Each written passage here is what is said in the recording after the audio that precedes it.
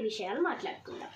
అంబేద్కర్ గారు అంటే అట్టడుగు వర్గాల ఆయుధం, ఒక సంఘ సంస్కర్త, భారతీయ తొలి న్యాయ శాఖ మంత్రి, కుల నిర్మూలన కోసం జీవితమంతా పోరాడిన ఒక గొప్ప వ్యక్తి బాబాసాహెబ్ అంబేద్కర్ గారు.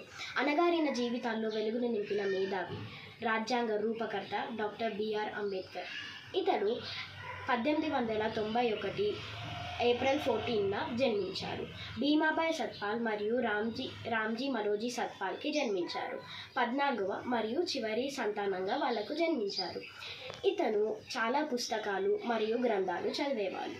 ఇతను మహార్ కులంకి చెందినవాడు కాబట్టి అందరూ అస్పృష్టంగా చూసేవారు.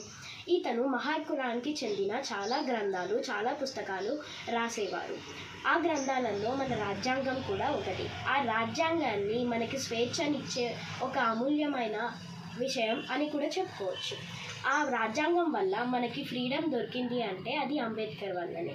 నేను మాట్లాడుతుండగా ఇంత ధైర్యంగా మాట్లాడుతున్నది, మనకు మాట్లాడే స్వేచ్ఛ వచ్చింది కూడా అంబేద్కర్ వల్లనే. కాబట్టి మన అంబేద్కర్ ఇంత చేశాక తను బడిలో కూడా బయట కూర్చొని పాఠాలు చదువుకునేవాడు. తన అగ్రకులాల వాళ్ళు పక్కన కూడా సమానంగా కూర్చునేవాళ్ళు కాదు, బయట కూర్చోవాలి. ఒకవేళ తనకు బడిలో దాహం వేస్తే అగ్రకులాల వాళ్ళు వచ్చి కొలాయి తిప్పితేనే వాళ్ళు తాగాలి, లేకపోతే ఆ రోజు మొత్తం నీళ్లు లేకుండానే ఉండాలి. కాబట్టి ఇప్పుడు అంబేద్కర్ గారు మనకు అంత చేసినా తను ఏం లేకుండానే ఉండేవారు. ఇంకా తను ఒక పెద్ద బ్రిటిష్ లైబ్రరీలో అన్ని పుస్తకాలు చదివింది 3 మాత్రమే. దానిలో ఒకరు మన అంబేద్కర్. ఇంకా చాలా పుస్తకాలు పురాణాలు చాలా చదువుకునేవారు. అది చదువుకున్న వల్ల జ్ఞానం చాలా వచ్చింది.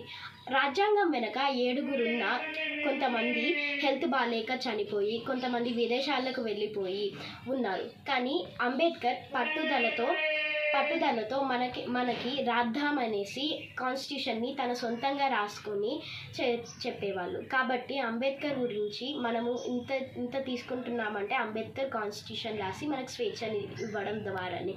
కాబట్టి అంబేద్కర్ అడుగుజాడల్లో నడుచుకుంటూ ఉందామనేసి నేను చెప్తూ నా కోరిక. జై భీమ్.